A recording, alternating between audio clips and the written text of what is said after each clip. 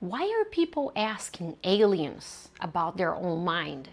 About synchronicity, about fear, about purpose, about why their life keeps repeating the same patterns? Because here's what struck me. Those aren't cosmic questions, they're psychological ones. So why do we look to the stars for answers that live inside our own mind? I want to start with something honest. I listen to Bashar. I have listened to many channeled sources over the years, not with a blind belief or skepticism, but with curiosity, with openness, and a willingness to hear a perspective that isn't mine. And some of those perspectives have genuinely helped me. But here is what I started noticing. Most of these questions people ask aren't actually about extraterrestrial beings or dimensions or timelines. They're about the human psyche. They're about patterns that we repeat without realizing. They're about meaning. They're about parts of ourselves that we haven't learned to meet yet. Even synchronicity, this thing that people treat as mystical, was explored by Carl Jung. Not to dismiss the mystery, but to understand how the psyche communicates through symbols, timing, and pattern.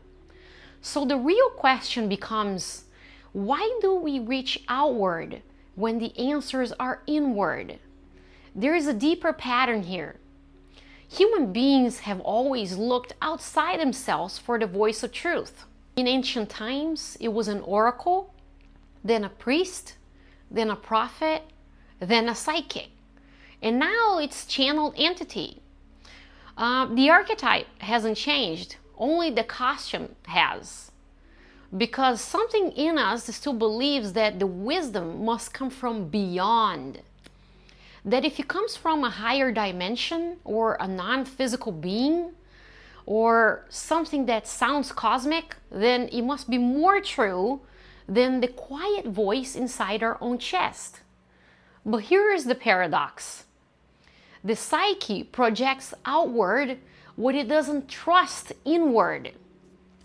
So when someone asks an alien about their fear, they're not really asking an alien.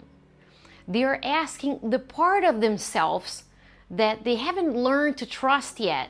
The higher being becomes a container for the authority they haven't claimed.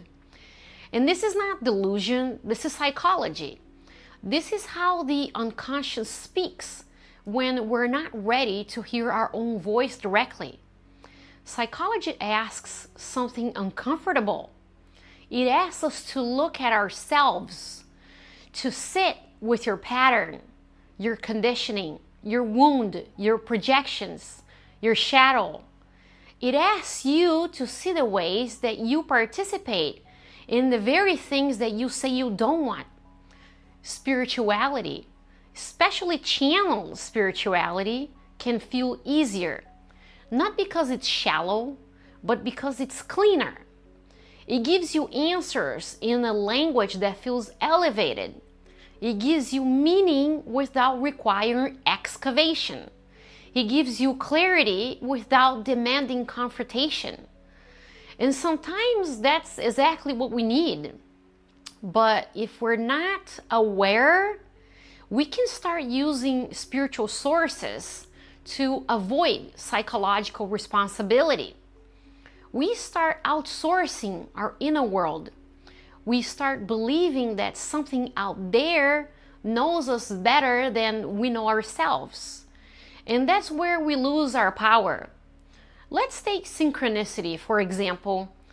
People ask, what does this sign mean? Why did this happen right now? Is the universe trying to tell me something? But synchronicity isn't just a cosmic message. It's a psychological mirror. Carl Jung described it as a moment when the inner world and the outer world align in a way that reveals something about you. So it's not prophecy and it's not fate. It's meaning. a meaning that arises from your unconscious and meets you in the physical world so that you can finally see it. Synchronicity is not just the universe speaking to you. It's you speaking to yourself in a language that you haven't learned to translate yet. I'm not telling you to stop listening to channeled information. All I'm saying is don't replace your inner authority with it. Let it be a reflection, not a replacement.